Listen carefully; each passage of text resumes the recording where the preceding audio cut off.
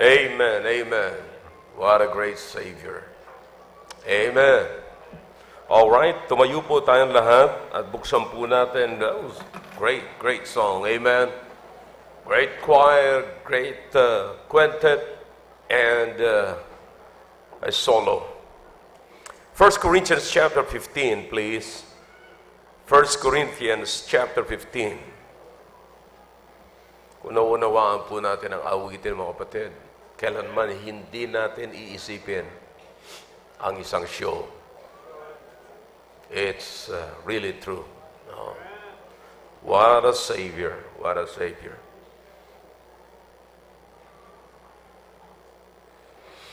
First Corinthians chapter 15, we'll begin reading from verse number 55. But ang pag-uusapan po natin is the whole chapter of the book of 1 Corinthians chapter 15. All right, if you are with me, say aloud, amen. O death, where is thy sting? O grave, where is thy victory? But thanks be to God, which giveth us the victory through our Lord Jesus Christ. Therefore, my beloved brethren, be steadfast, unmovable, always abounding in the work of the Lord.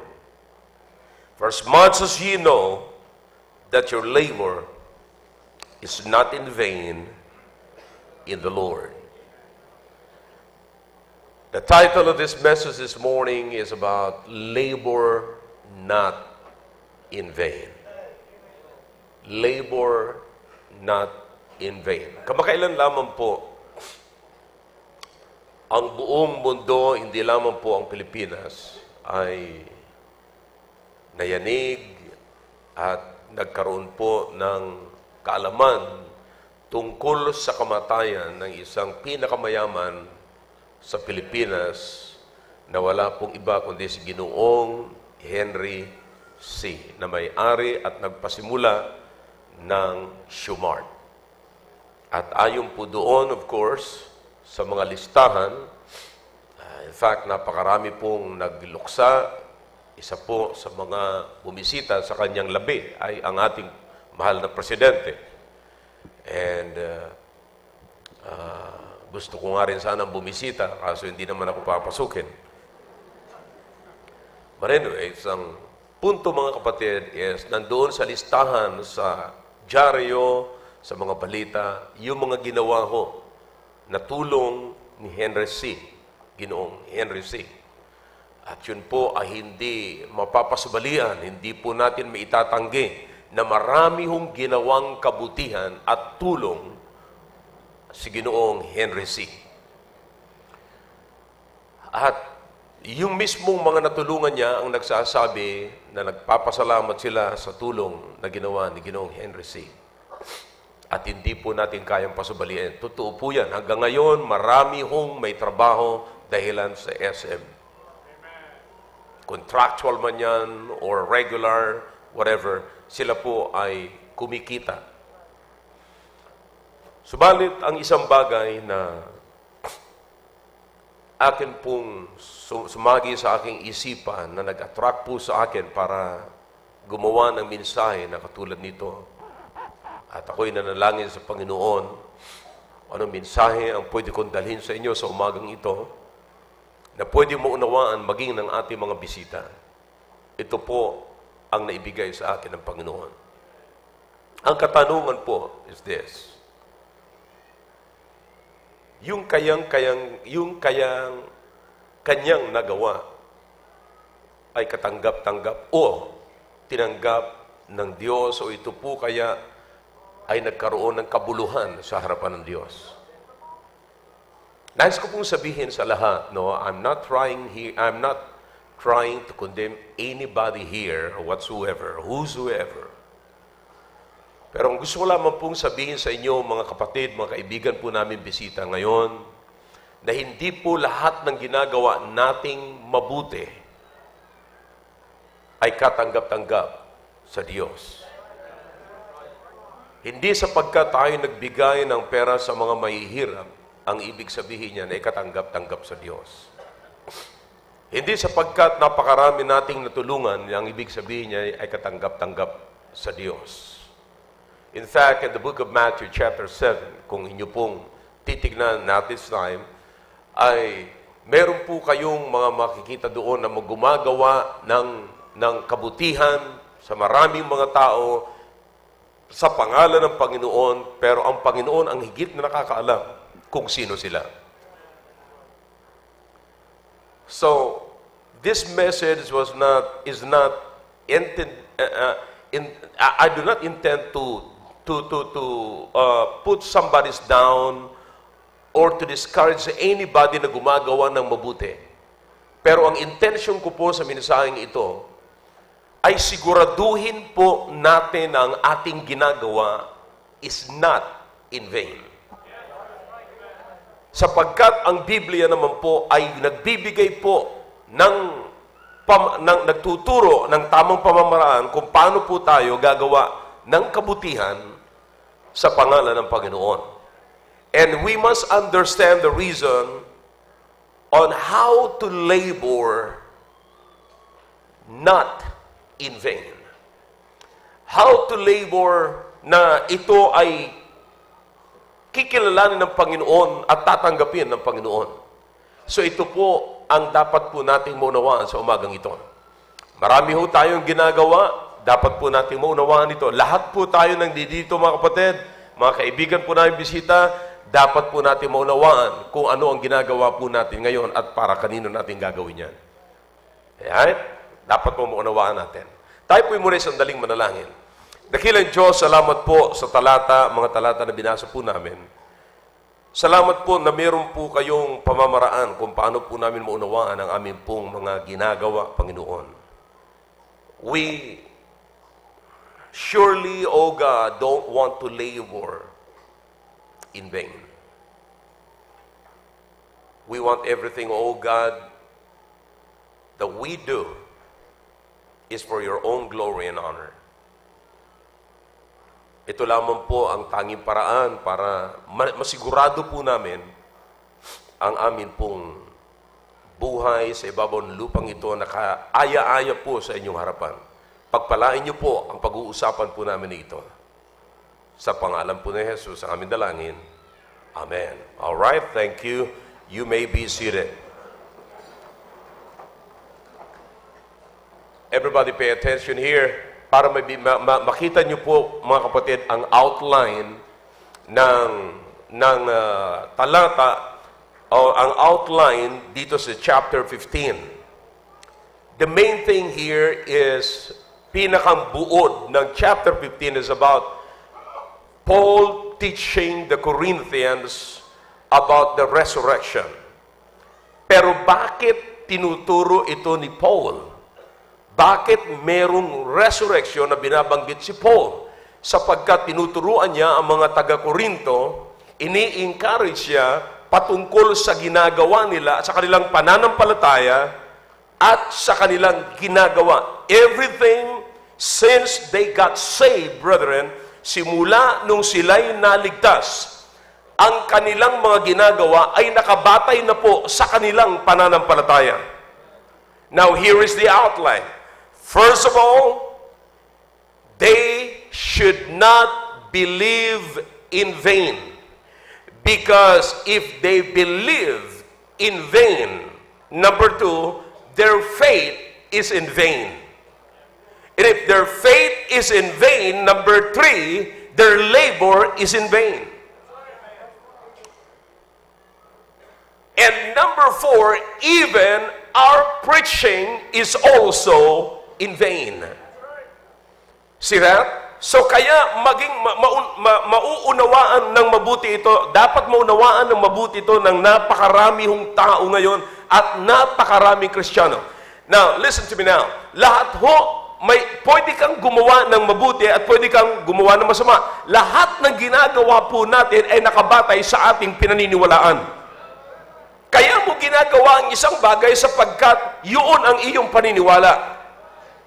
So what I'm trying to tell you, brother, whether it is in the name of religion or in the name of social issues or whatever. But the point is, if you believe in vain, then your faith is in vain. And if your faith is in vain, then your labor is in vain. At sino mang nangangaral po na patungkol sa ating pananampalataya na walang kwenta, ay wala rin pong kwenta yan. I hope you got it. Naunawaan niyo po. So that's the outline. Now, paano po sinimulan ni Paul ang patungkol sa bagay nito?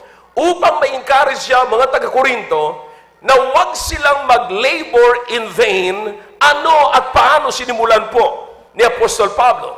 Now, you will see that the Apostle Paul here started from the preaching of resurrection.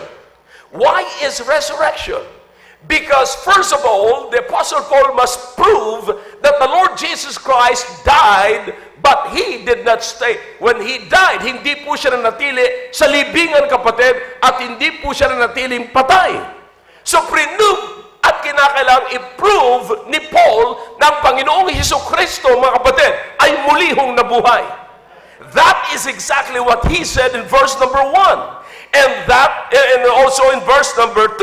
And that He died and was buried and rose again. You see that? Now, bakit kinakailangang i-insist ni Paul ito?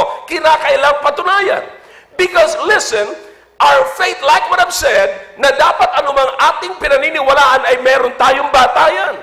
Since we are a Christian, brethren, and the Apostle Paul was speaking to the Corinthians, to the Christians at Corinth, ay kinakailangang i-prove niya na ang kanilang pananampalataya is not in vain. He was simply saying and telling the Corinthians, hey, you are not, your faith is not based on a dead Christ. Your faith is not based on a dead God. Yung pananampalataya nyo ay hindi nakabatay sa isang patay na Kristo o patay na tagapagligtas o patay na Diyos. Ang inyong pananampalataya ay nakabatay sa isang Kristong namatay at inilibing, subalit hindi nandili sa libingan, siya ay muling nabuhay. Now, it is very important to note. Why? Because everybody, every one of us in this earth will die. And death for everybody is horrible. Kakilakilabot at nakakatakot at ang paniwala ng marami, mga kapatid. Lahat ng ating ginagawa, masama man o mabuti, ay magtatapos sa kamatayan. Yan po ang paniwala ng iba. Kaya nga po yung iba, hindi na ho sila naniniwala na kinakailangan mong maging mabuti pa sapagkat mamamatay ka rin lang naman eh.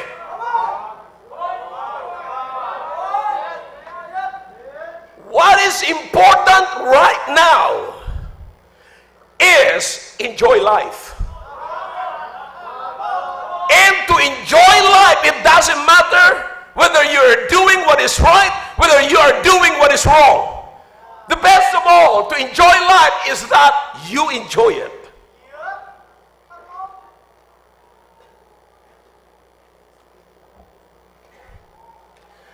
Kaya nga po, maraming mga kabataan ang napapariwala sa buhay. Maraming mga hindi lamang po kabataan, maging mga may asawa, maging mga matatanda, maging bata pa, sinisimula na nila na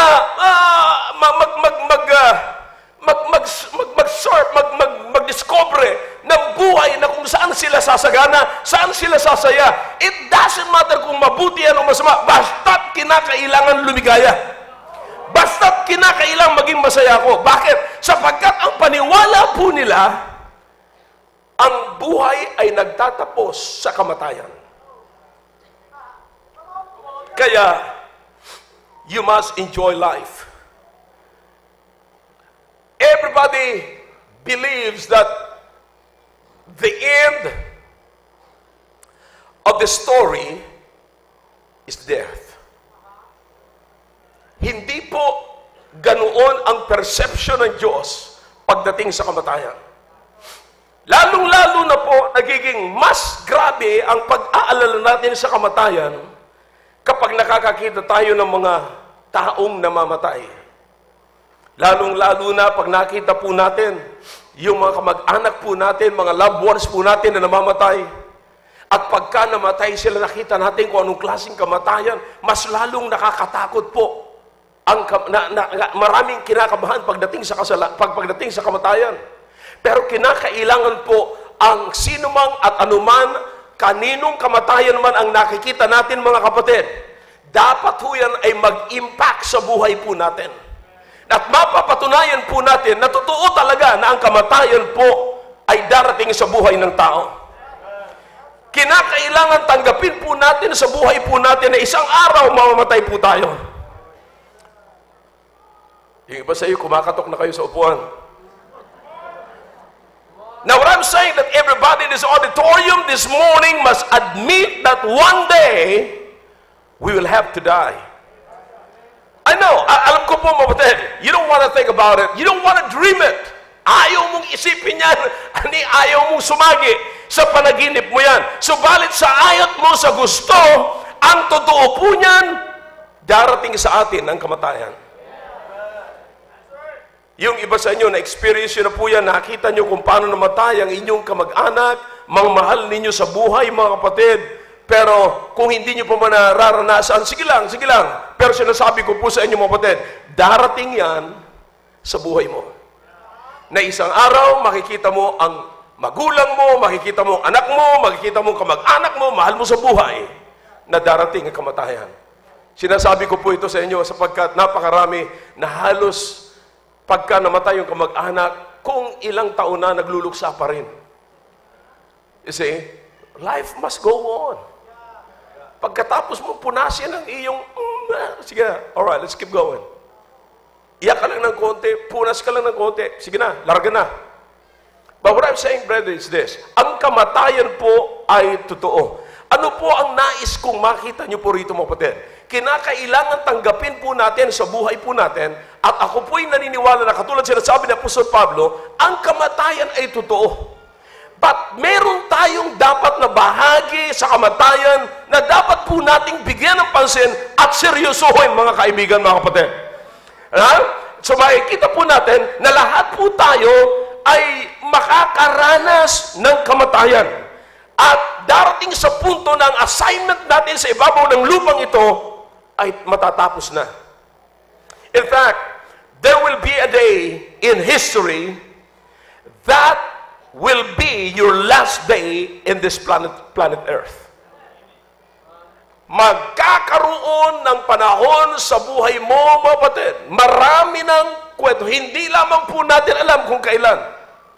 Pero ang sinasabi ko, darating ang panahon na yun na yung huling araw natin sa ibabaw ng lupang ito. Last day in your house, last day with your family, it could be last day in your dining table, last day in your bedroom, last day, hey, young people, to hug your parents. Na hindi nyo pa nararanasan, ihag ang inyong parents at magpasalamat kayo. Hindi nyo pa nararanasan, but you listen to me, it might be your last day. Are you getting the point? It might be your last day to hug your mom and dad. It might be your last day to ride your car. It might be your last day.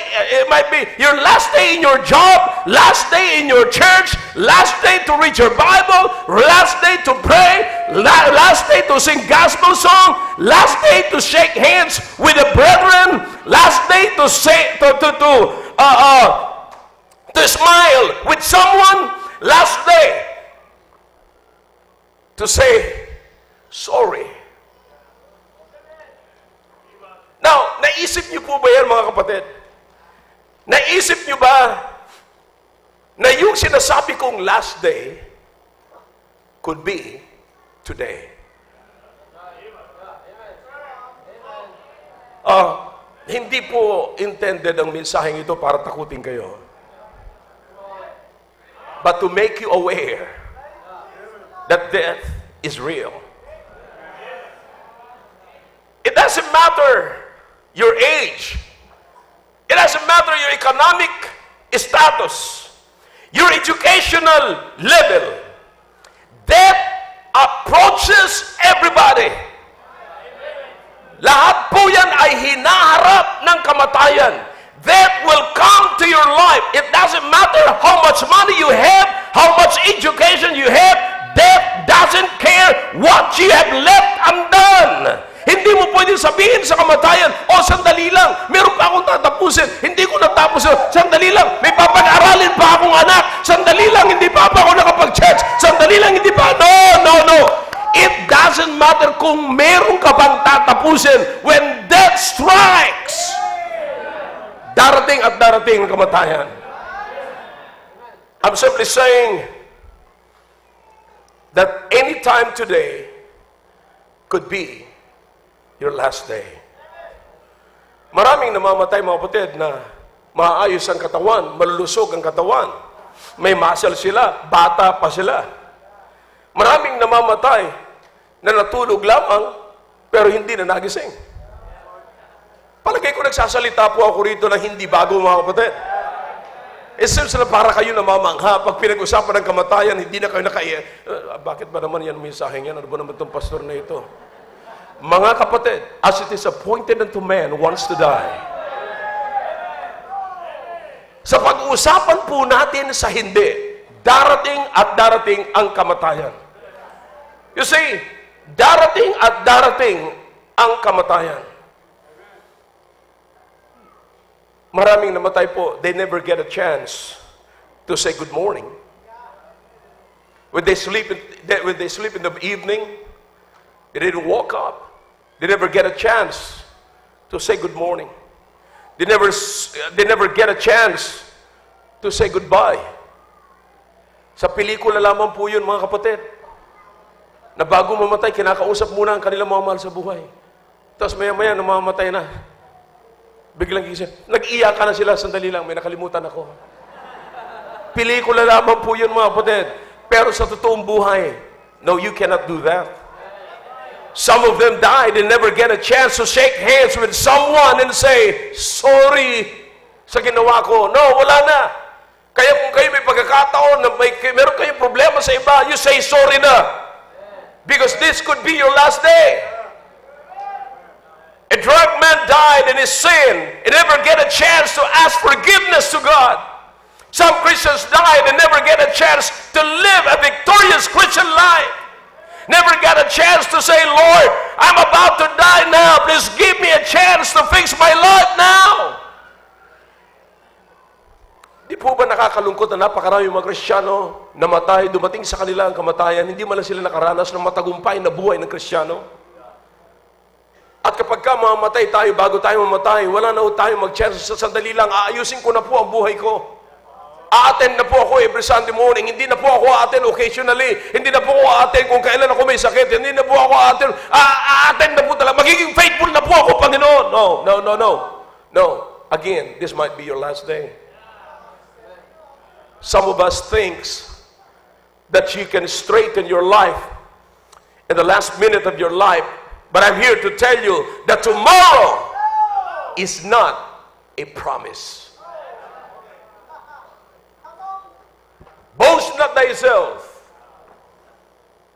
of tomorrow. Tomorrow is not a promise. Naalala ko, mga kapatid, yung aksidente sa Palawan. I think sakay po yun ng Montero, or Ford pickup. Siguro nakita, na ano nyo na rin po yan sa dyaryo, sa balita. Dadalhin yung kanyang magulang sa hospital para magpa-check up. Pero hindi na ho nakarating ng hospital kasi nabangga ng cherry bus. Patay silang lahat. Patay sila. I mean, you understand? This, or the only thing you have, is this moment.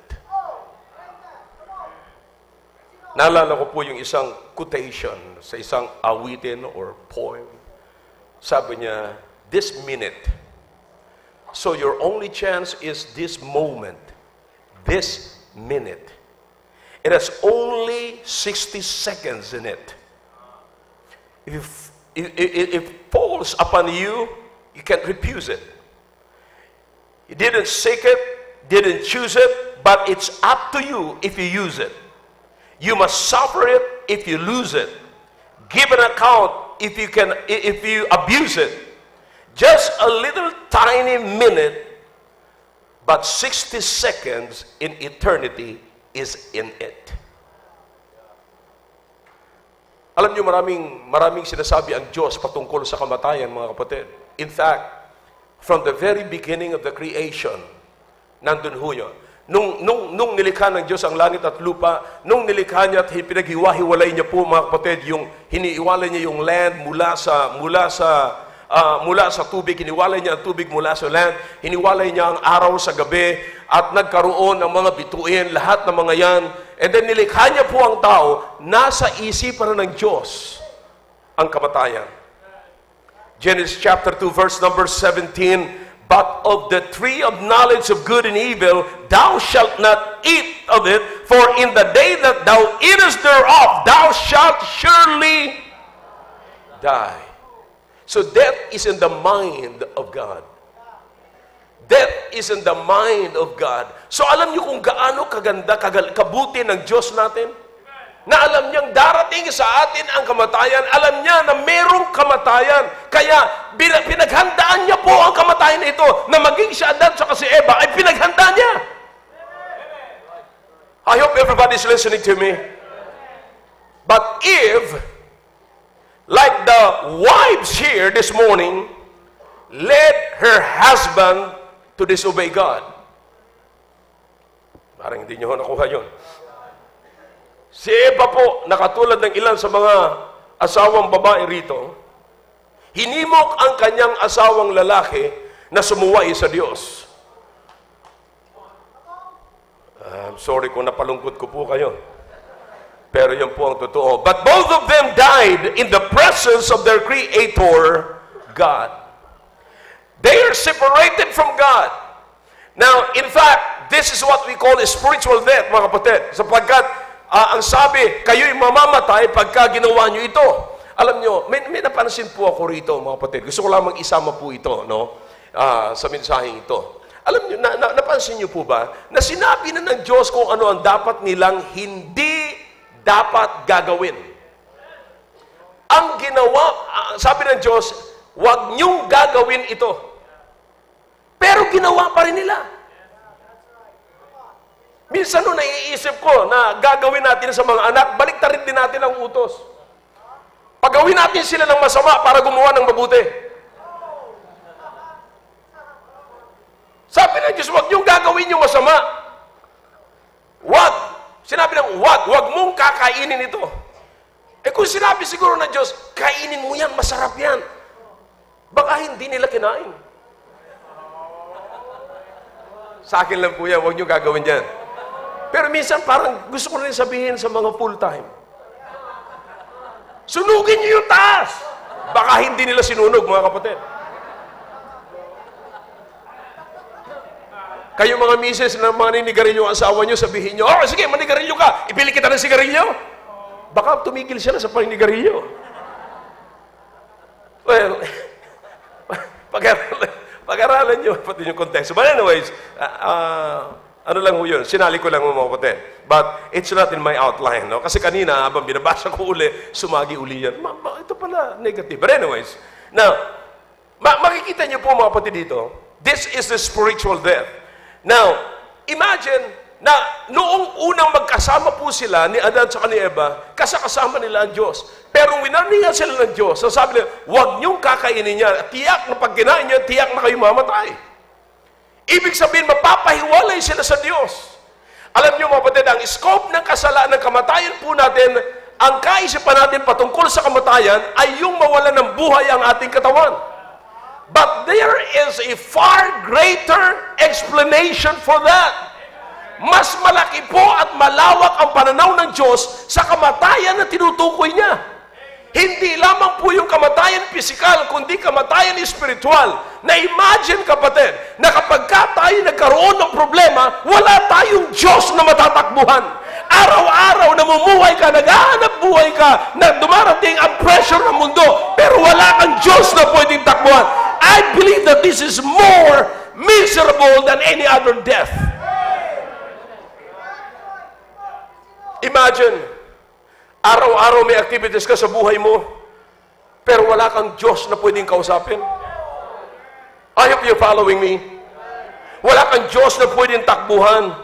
Walang Diyos na pwedeng mag-open sa iyo ng pagkakataon ng opportunity sa buhay mo na ikaw ay magkaroon ng maayos na pamumuhay, na ikaw ay magkaroon ng mga pagpapala. Walang Diyos. Walang Diyos na pwedeng sumagot sa lahat ng mga panalangin mo at lahat ng mga katanungan nyo. And this is more devastating, mga kapatid. But, alam nyo, isang araw, ang kamatayan po, physical, ay totoo. Darating at darating. And this is the worst, kapatid, as far as the physical death is concerned. Makinig kayo na mabuti. Isang araw, mamamatay ka. Yung bahay mong tinitirhan, ay iba na ang titira. Yung bahay mo na halos ayaw mo nang iwanan paglinggo, iba na ang titira. Yung asawa mo, nakasama mo sa araw-araw, totoo yan. Buhay pa ho si Brother Nards, pero sabi niya, napakahirap yan. Brother Nards, ayon ko sa gusto, hindi mo na siya makakasama. Isang araw, yung mga anak mo, iba na ang tatay na tatawagin nila. Yung kotse mo na pinagmamalaki mo na high-end, hindi na ikaw magdadrive.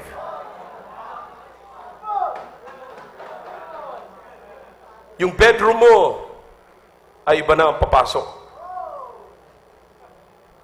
Now, do you realize na pag dumating ang kamatayan, eksaktong yan po. But let me tell you something. Here's the encouragement. The Apostle Paul, ginamit niya po ang kamatayan ng Panginoong Jesucristo upang ipaabot sa atin that the end of this story is not the physical death. Because if death is the end of all things, if physical death is the end of all things, then our faith is in vain. Bakit nagkaroon pa tayo ng Diyos kung dito lamang sa lupa? At kung dito lamang sa lupa, epektibo ang Panginoong Jesucristo sa lahat ng mga mananampalataya, ay tayo na ho ang kawawa. Ang ating pananampalataya ay walang kwenta, mga kapatid. At kung ang ating pananampalataya ay walang kwenta, lahat ng ginawa ho natin sa ibabaw ng lupang ito ay walang kwenta. And so one day, the Apostle Paul, hinarap niya ang kamatayan. Arang sabi niya sa kamatayan, "O death, where's thy sting? O grave, where is thy victory?" Sapagkat yung kabayaran ng kasalanan ay inalis ng Panginoon, because the sting of death is sin, at yung kabayaran ng kasalanan ay tinubos, tinanggal ng Panginoon yung stinger. So that grave has no more power. Grave was swallowed up to victory. Oh grave, where is thy victory? Maliwanag ko ang sabi ng Biblia, tapos na. Tapos na ang grave. Wala nang victory ang grave. So death, the Apostle Paul was saying, marami ka ng pinahirapan, marami ka ng tinakot, marami ka ng sinira, marami ka ng nasaktan, marami ka ng pinaiyak. Pero this time, sa final battle, you lose it. You lost the final battle. You lost the final battle. Bakit? Ito na ang Panginoong Jesucristo. The Bible is very clear, mga kapatid. Ang sabi ng Biblia, "O death, Where is thy sting, O grave? Where is thy victory? The sting of it is sin, and the strength of sin is the law. But thanks be to God, which gives us the victory through our Lord Jesus Christ. Now,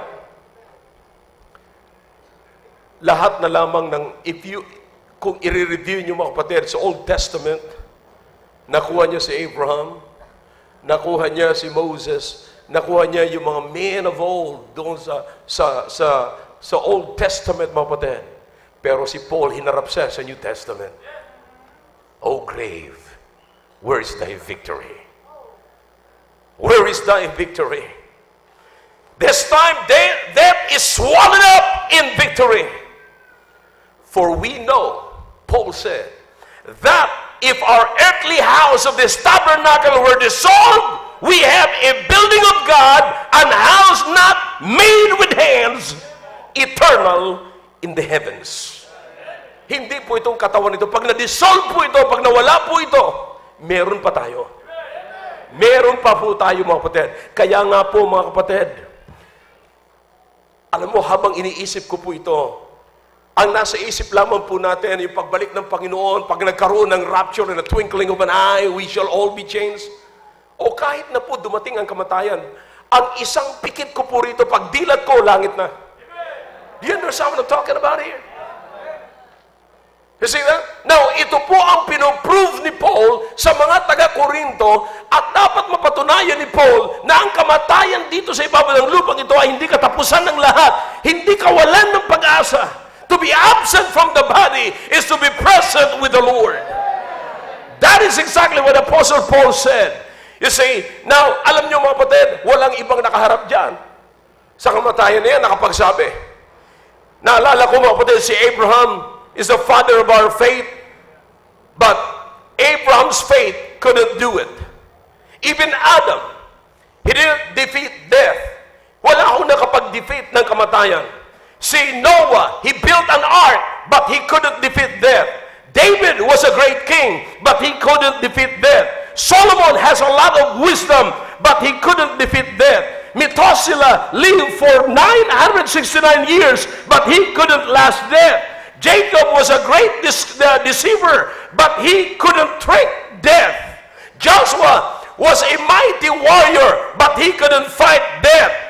Anuman at gaano man po tayo kagaling mga kapatid, hindi pa rin natin kayang matalo ang kamatayan, kaya o tayo mahamatay. But thanks be to God, which given us the victory through our Lord Jesus Christ. Therefore, boy, I like that. Therefore, that's the clue. Para yung ating lahat ng ginagawa at sinasabi ni Paul sa mga taga-Korinto ay hindi masasayang. Because if I can give you assurance to where you are going, I can give you assurance to what you are doing. Or to what you are doing. Kung mabibigyan ko kayo ng assurance, kung saan kayo pupunta, then mabibigyan ko rin kayo ng assurance kung anong ginagawa nyo ngayon at ang inyong ginagawa ngayon ay hindi masasayang. If I can prove it to you that your faith is not in vain, then your labor is not in vain. Kapatid, ito ang sinasabi ko mga kapatid. Okay? Makinig kayo ng mabuti. This time, anuman ang ginagawa natin, na ayon po sa ating pananampalataya, yan ho ay hindi uuwi sa walang kabuluhan. Anumang ginagawa natin in the name of the Lord Jesus Christ, because the victory is not based on religion. It's not the religion that gave me the assurance of heaven. It's not the Pope. It's not the minister. It's not the pastors. Hindi po ang sinuman. It's not baptism. And this is the reason why I worship the Lord Jesus Christ, because He is the one and the only one who died and was buried and rose again for me. It's not the Pope. It's not the religion. It's not baptism. It's the person of the Lord Jesus Christ. Now, kaya nga ho, anumang ating ginagawa, nakabase na po doon sa pangalan ng Panginoon. At anumang ginagawa po natin na nakabatay doon sa pangalan ng Panginoon, hindi po mapupunta sa walang kwenta. That's why I'm telling you, ilan sa atin na gumagawa tayo at kaya tayo gumagawa, kaya tayo nagbibigay, kaya tayo nagkakaroon ng foundation, kaya tayo nagkakaroon ng tumutulong sa mga ibang mga tao because gusto nating makilala tayo. Or sapagkat sobra ang pera natin. Or sapagkat may tulong tayo. But you listen to me now. If you believe in Christ, if you believe in God, you must live for Him and in Him and with Him. At pagka ginawa po natin yan mga kapatid, anuman ang ginagawa po natin, ay hindi po masasayang at hindi kasabay ng ating paglibing. Marami hong mga tao na pagka inilibing na sila, limot ng lahat. Kasama na ho yung kanilang mabuting ginawa. Pero mga kapatid, buhay pa man ho tayo, ang ating mga ginawa sa pangalan ng Panginoon ay hindi po naililibing, kundi automatic na kinikilala po ng Panginoon. It's recorded up in heaven. No wonder bakit sinabi po ni Solomon na pag tumayo tayo sa harapan ng Diyos, lahat ng ginawa nating mabuti ay nasa harapan ng Diyos. Kapatid, ilan sa mga tao ngayon ang nagsisikap na magkaroon ng magandang record sa harapan ng Diyos? Pero hindi po nila alam.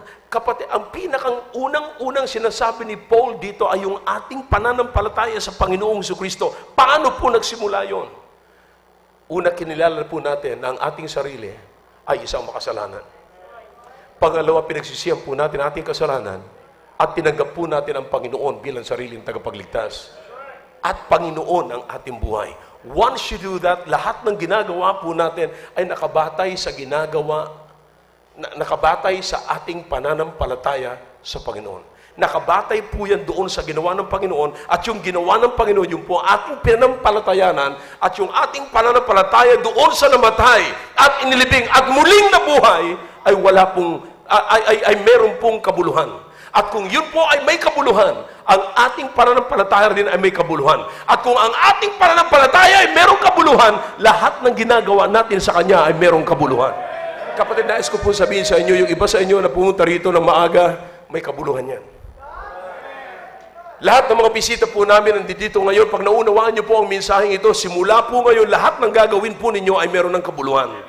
Magmaliit man huyan magmalaki, anuman, ayon sa iyong kakayanan na ginawa mo yan sa pangalan ng Panginoon, it's because kinilala mo, you recognize the Lord Jesus Christ as your Lord and Savior in your life.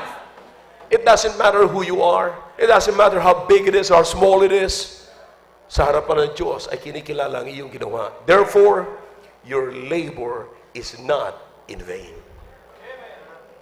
Lastly, before I close this message, sa mga tao pong, sa mga mananampalatayang nandito, possible ba na tayo bilang isang mananampalataya ay pwede pa rin tayong mag-labor in vain? It is very possible. We do not give God the glory. Most of the time, we want to be honored.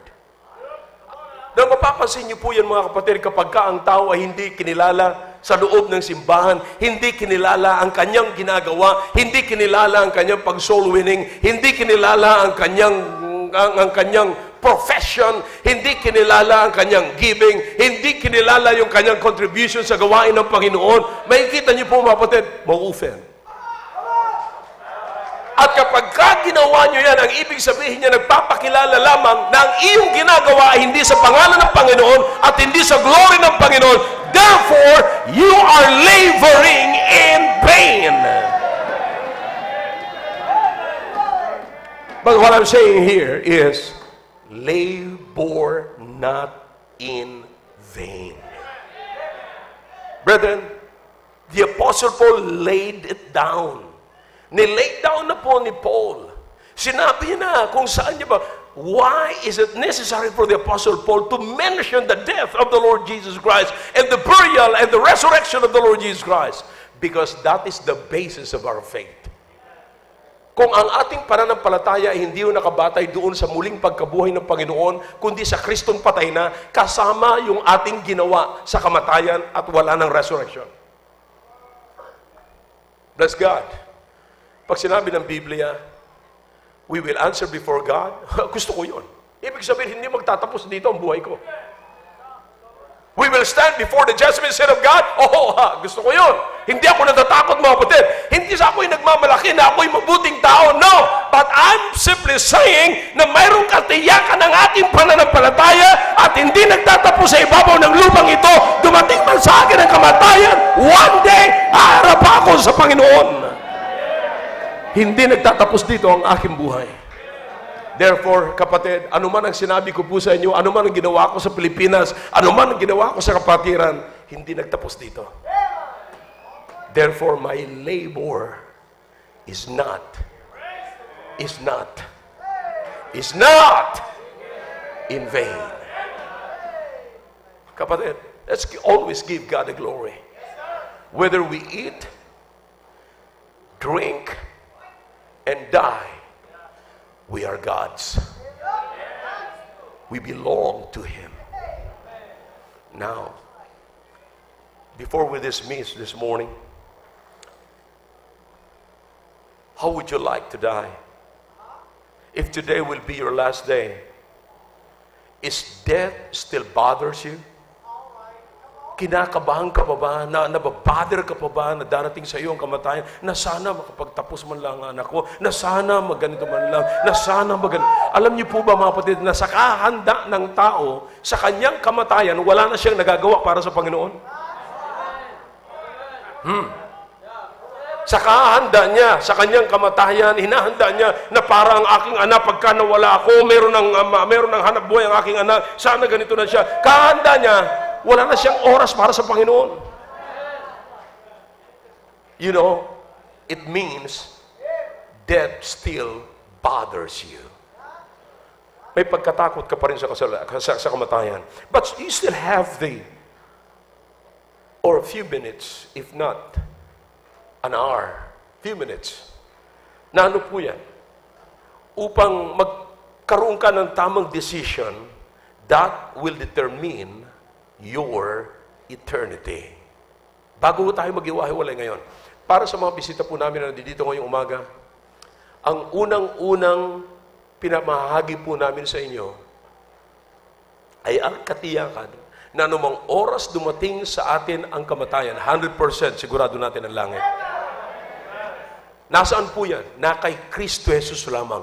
Wala po sa pastor, wala sa Baptist, wala sa baptism, kundi na kay Kristo.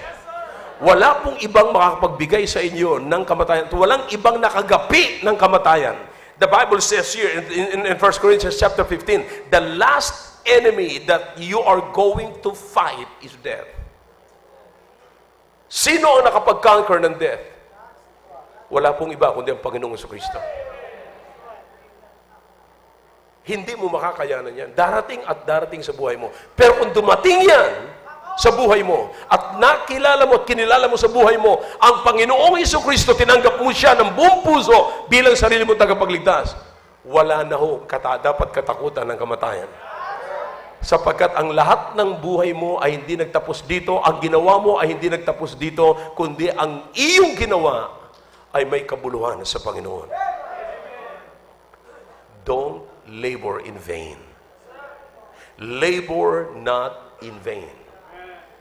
Paano magli-labor in vain? Pagka ang ginawa mo ay wala sa pangalan ng Panginoong Jesucristo. Bakit? Kung wala sa pangalan ng Panginoong Jesucristo, wala ho yan sa listahan ng eternity. At kung wala yan sa listahan ng eternity, nandito lamang po yan ang ibig sabihin, yan ay temporary. Now think about this. Lahat na lamang ay ginawa mo. Lahat na lamang na sakripisyo, ginawa mo. Lahat ng pagpapagod, ginawa mo. Lahat ng pagsisikap ay ginawa mo. Subalit ang lahat ng iyong pagsisikap, lahat ay temporary lang at hindi eternal.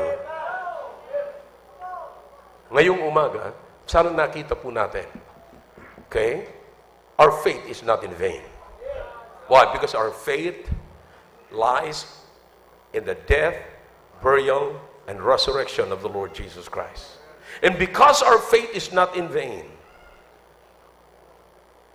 our labor is not in vain.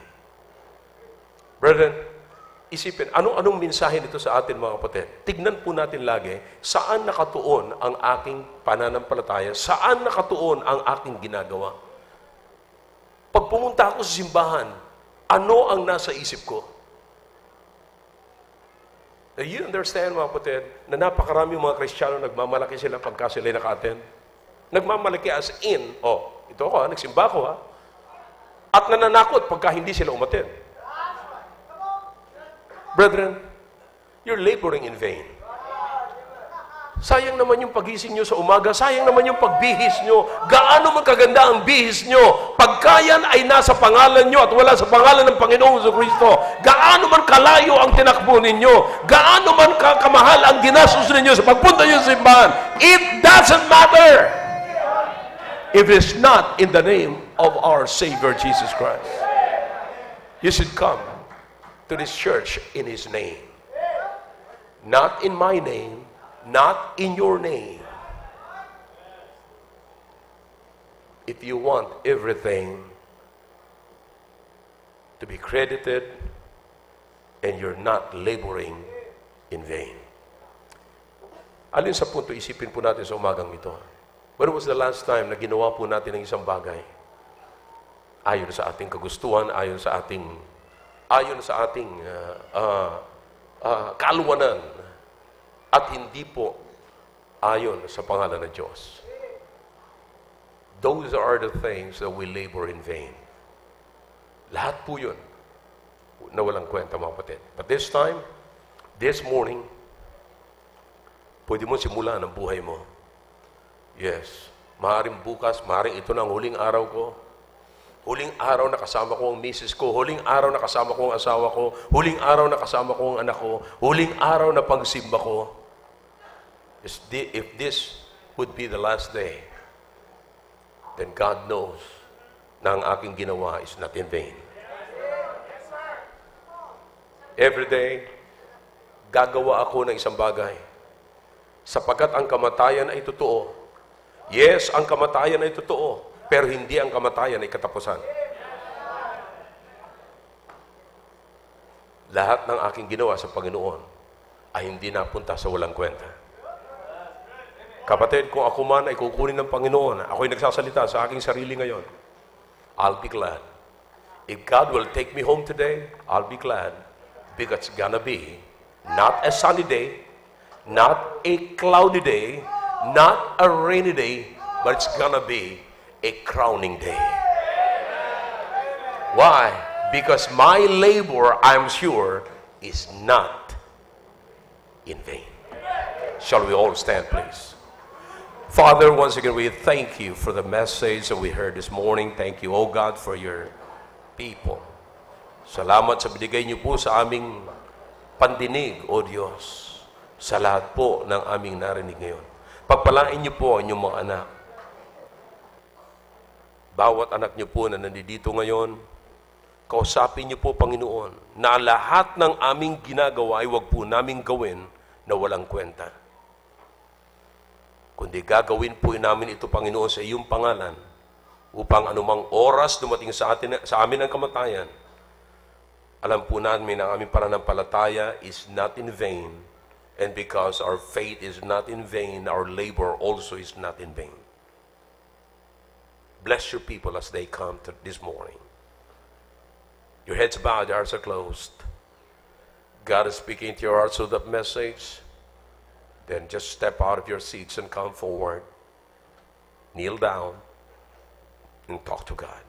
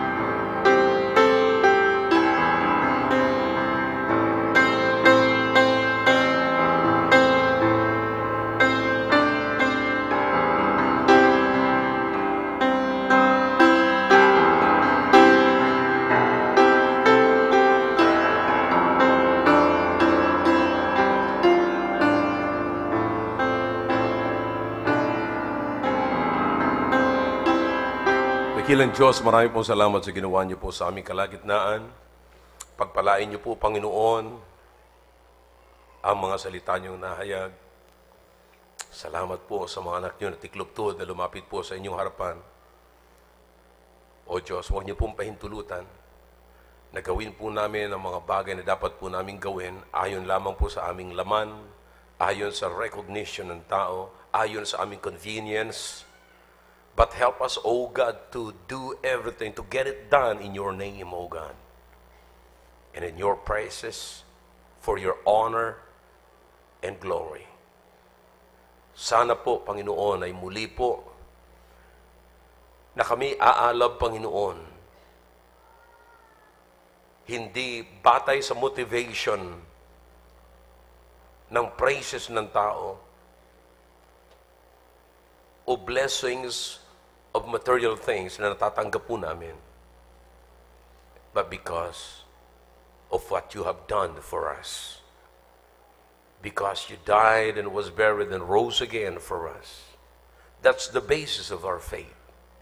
And everything that we do, oh God, in that foundation, our labor will not be in vain. Salamat, Panginoon, sa pangunawa na binigay niyo po sa inyong mga anak. Naway maunawaan po namin lagi, Panginoon, na napakahalaga na ang tanging batayan ng aming ginagawa ay ang aming pananampalataya doon sa ginawa niyo po sa cross. Salamat po. Binabalik po namin ang papuri sa inyo ngayon sa pangalan po ni Jesus. Amen. All right, back to your seats please. At para po sa aming mga bisita, nais po namin manatili